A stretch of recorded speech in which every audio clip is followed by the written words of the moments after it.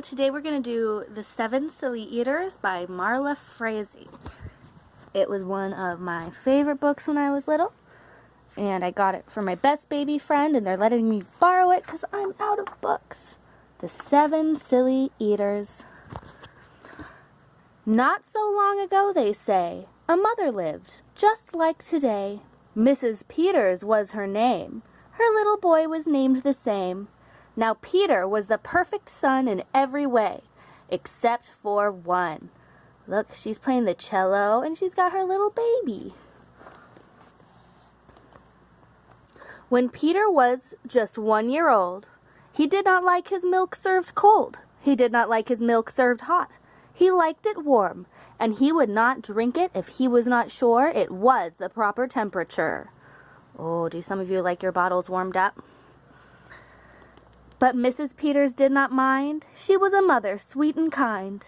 And when his milk spilled on the floor, she patiently prepared some more. She'd take the bottle from the shelf and chuckle softly to herself. What a silly sort of eater is my darling baby Peter. And look at the dog. He's lapping up the milk. How silly. There you go.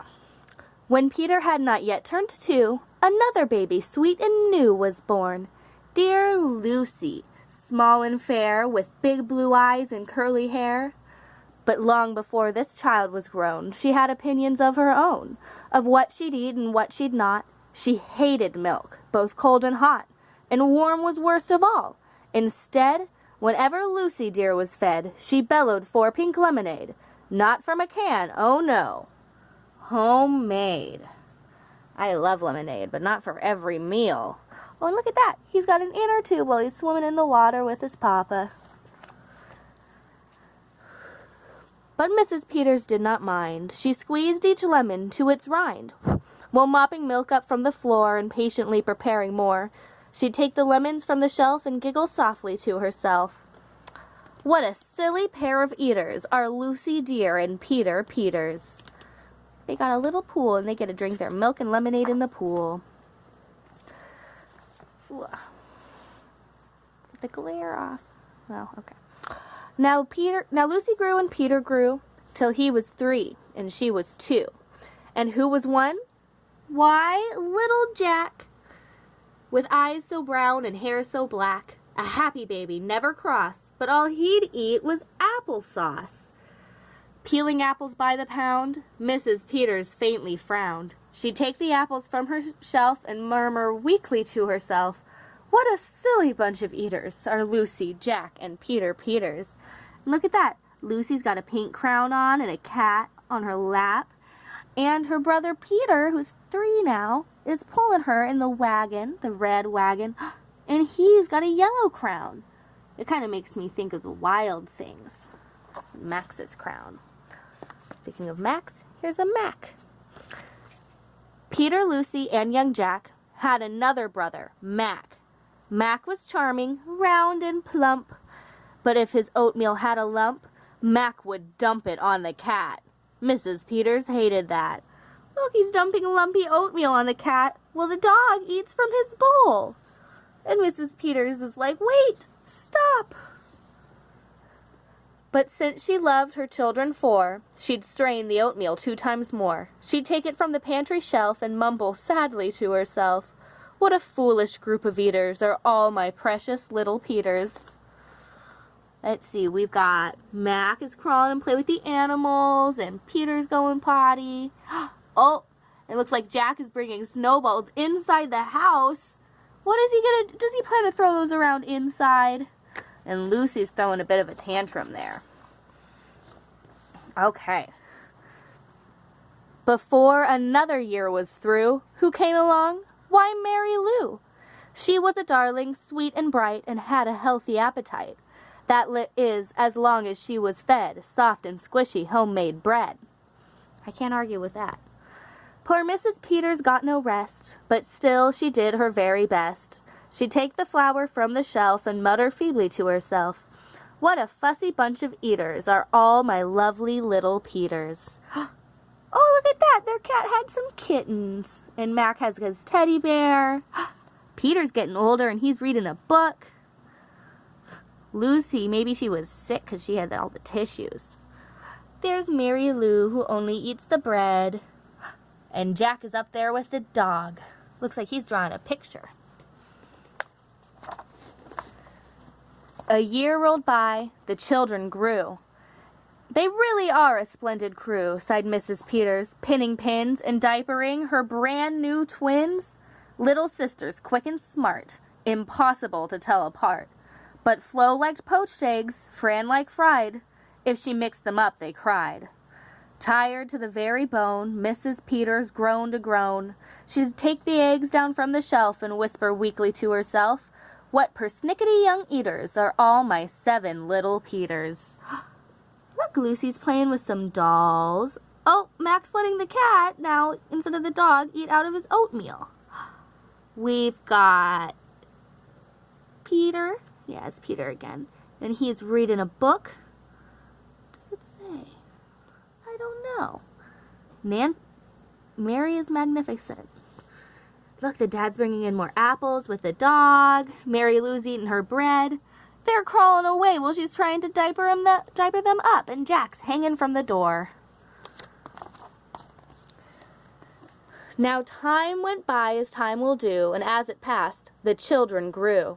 The problem was that as they grew, their appetites kept growing too, but not their choice of what to eat. Each child continued to repeat. They wanted what they'd had before. The trouble was they wanted more. Look, they all want their food. Oh, she's pretending to be in pain because she didn't get the lemonade she wanted. Oh my goodness. Creamy oatmeal, pots of it. Homemade bread and lots of it. Peeling apples by the peck. Mrs. Peters was a wreck. Look at all the dishes. There's so many. Oh, and so much laundry, too, when you've got 7 kids. That's 9 people in the house. We got, like, 4 cats and a dog. She wiped her brow and heaved a sigh. Another year was passing by. In fact, she realized with sorrow her birthday would arrive tomorrow. Drearily she shook her head and wearily went up to bed. She thought the children had forgot her special day, but they had not. At crack of dawn they all began to carry out their secret plan. Mrs. Peters would be fed a birthday breakfast in her bed. A breakfast made of all the foods that kept them in such happy moods. So while their weary mother slept, down the stairs the children crept, and from the cupboards and the shelves, happily they helped themselves. Oh, look at them. Can't remember. It's Flo and Fran. Look at that. Flo or Fran is standing on top of the other one to get the eggs out of there. Don't try this at home, kids. Cheerfully they chopped and stirred, preparing what they each preferred. But despite the pains they took, since nobody knew how to cook, to measure things or make them hot, the more they tried, the worse it got. Mac's oatmeal turned out lumpy, which made poor Mac turn grim and grumpy. In fact, the lumps got him so cross, he dumped them in Jack's applesauce. This bothered Jack so much, he threw it in the dough of Mary Lou, who tossed the mishmash that made straight into Lucy's lemonade. And that put her in such a huff, she poured the icky, sticky stuff into the double frying pan that held the eggs of Flo and Fran, who flung the hodgepodge on the spot into the milk in Peter's pot. They mixed everything together on accident. Oh my goodness, the mess. But when they saw what they had done, they wished they never had begun. They'd hardly slept a wink that night, and still things hadn't turned out right. And even though they'd tried their best, it hadn't worked. They were depressed. They'd be in trouble, too, unless they found some place to hide the mess. The oven seemed the perfect spot. They all forgot it still was hot. They stuck the pot inside, and then they all went back to bed again. I think they left the rest of the mess out. And look, the cats are enjoying it. I bet the dog's going to enjoy it too. Oh my goodness, look. It's all clean now. The cats and dogs ate all the mess off the ground. What's going on now? The clock struck 6, but on they slept. Meanwhile, their mother softly stepped down to the kitchen, smelled a smell. What could it be? She could not tell. It smelled so good she sniffed some more and opened up the oven door. She woke the children with her cries. They all came running in surprise. And in the kitchen what they found was Mrs. Peters dancing round. And in the oven, no mistake, a pink and plump and perfect cake. As their mother danced with glee, she cried, "A birthday cake for me? A birthday cake still piping hot? To think I thought that you forgot. Now tell me, please, how did you make this pink and plump and perfect cake, so high and light and smooth as silk?" "It's smooth as silk from all my milk," said Peter. "Lucy said it's pink from all my lemonade, I think." "And from my apples," added Jack. "My oatmeal made it soft," said Mac. "My bread dough, too," said Mary Lou. Said Fran and Flo, "As for its size, it was our eggs that made it rise." That's what Fran and Flo, the 1-year-old, said. Then everybody sniffed some more and danced around the kitchen floor. Big family dance party. Wah! They put the cake upon a dish and lit the candles. "Make a wish," the children cried, "before you blow." And Mrs. Peters did just so. And what is more, her wish came true, as birthday wishes always do. From that day to this, 'tis said, the Peters family all is fed. A simple single meal, just one, a meal that's good for everyone.